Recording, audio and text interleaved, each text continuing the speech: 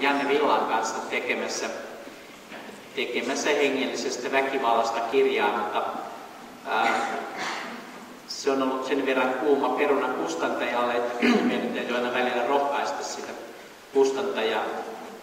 Muuten se kirja ilmestyy vasta sitten, kun Jeesus on tullut. Silloin sitä ei enää tarvita. Sikäli kun olen ymmärtänyt, niin kustantaja ei ole ihan rohkeimmasta päästä. Ehkä tarvitsisimme nyt sitä, joka katselisi vähän samasta näkökulmasta tilanteita kuin Clint Eastwood, mutta ei ole.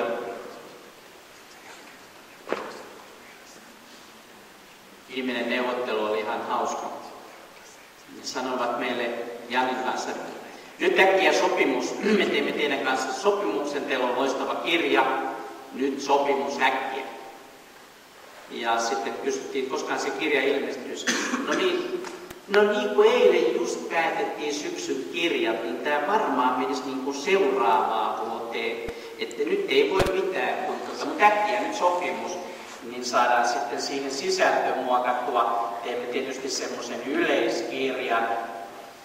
Mielessäni kävi samalla, kun kuuntelin sitä selitystä, että voisiko tehdä sillä nimellä, että tapahtui kerran Intiassa, tai paluu Natsi-Saksan historiaan, tai jotain, mikä ei viittaa kotimaahan eikä mihinkään, jolla ei ole oikeastaan mitään sisältöäkään, niin sitten mä päädyin tähän, että jos se kustantajan toiveiden mukaan menee, niin sitten me voitaisiin tehdä se Seppo ja Janne Puisto täteen.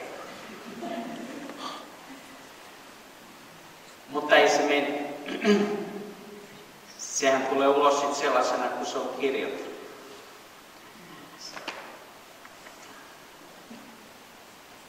Mutta näin mielenkiintoisessa kirjaprosessissa mä en ollut ikinä. Sen piti nimittäin tulla viime keväänä, se hyväksyttiin jo kertaa. Ja piti saada vauhdilla ulos, mutta nyt se saadaan vauhdilla varmaan 5 vuoden päästä. Mikäli tämä kustantaja pysyy tässä.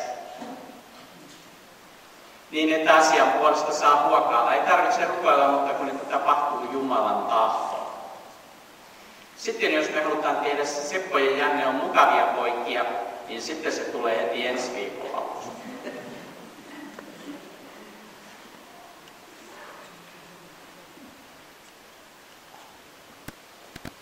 Ketä tässä kuunnellaan? Sen voi sanoa, että näillä ihmisillä, jotka sitä kässäri on lukenut, niin joillakin nousee raivo, myötätunto niiden puolesta, jotka on kärsinyt, mutta useimmilla ei. Useimmat lukevat sitä, että mitähän tämä voisi tuottaa, mitä hyötyä tästä voisi.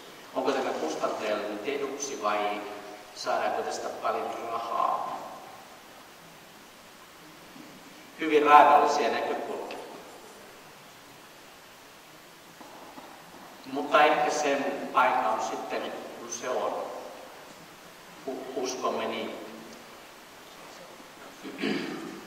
Mutta sitten olen kyllä vakuuttunut, että kustantaja on sama kuin mikä se nyt tällä hetkellä ilmoittaa olevansa.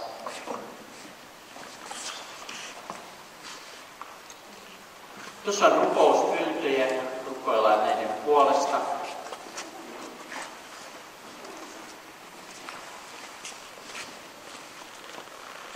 Jos sanotaan, että mun papin uraani on tullut 2 merkittävää tehtävää, toinen on ollut rukous sairaiden puolesta ja toinen näiden ihmisten kuuntelu, jota hengellinen väkivalta ja yleensä väkivalta on murjonut, niin nämä on samaa tehtävää. Mä en erota näitä eri tehtäviksi, että kumpi on tärkeämpi, vaan nämä liittyy johdannaisena toisiinsa. Se raivo näiden ihmisten puolesta, jota on oikeaoppisuuden nimissä raamatullisesti päähän hakattu ja karismaattisuudella vammautettu, on syvä. Näissä ihmisissä ja näitäkö heidän pitäisi sitten kuunnella ja heidän puolestaan puhua.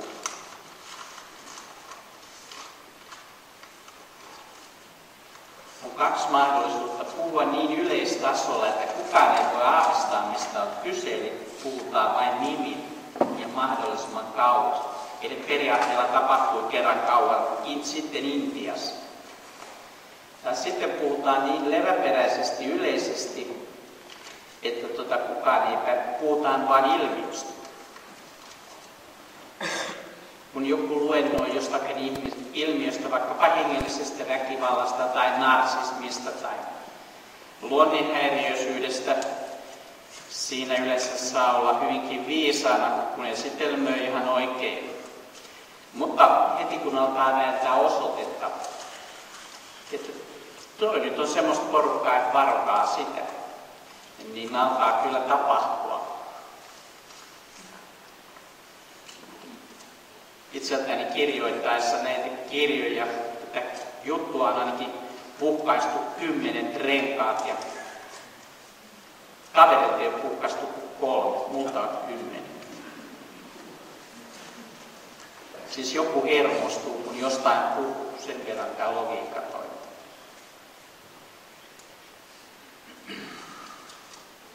Sitten mä olen nähnyt monien käpertyvän omaan pelkoonsa, kun näitä tapahtuu.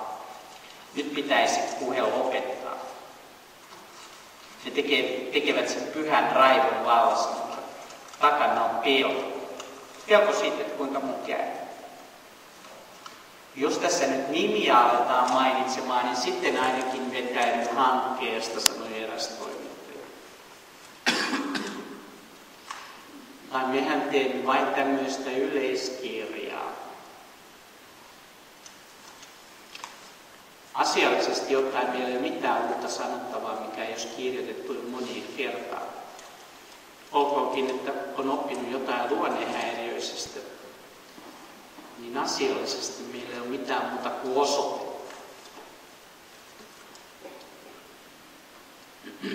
Osoite vaatii tarkan organisaation ja ison massiivisen puolustusjärjestelmän.